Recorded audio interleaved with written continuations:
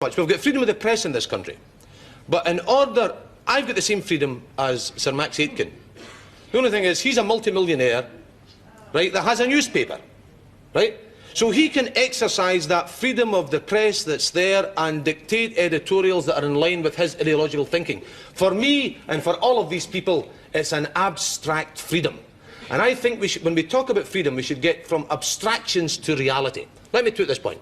You go and knock on an old age pensioner's door, and they come there and you say, "How are you getting on, old man?" He says, "Terrible." And incidentally, let's face it, there was an old woman in Liverpool was found in her house, choked to death because she was eating cardboard. And in the same paper we had some other fellow, Norbury Enterprises, spent £500,000 on an aeroplane. £500,000 with 3 bedrooms in his aeroplane. You go to the old age pension and you say, "Well, look, Pop, OK then, you're having a hard time of it. You've only got a few quid. Yes, I can't even get tobacco. You're not eating too well. No, I hardly see meat." You say, "Don't worry, you're free." The old fellow probably say, "I am free to starve."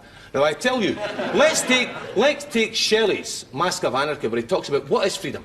Freedom also is to have the freedom to bring up your children in such a way as to realise their full potential, to be free from the fear of poverty, to be free from the fear of war. These are freedoms which I find establishment politicians never talk about. And the woman's quite right. The freedom of choice that you're talking about in a whole vast area is non-existent for the great majority of working class people in this country. Therefore, it's an abstraction.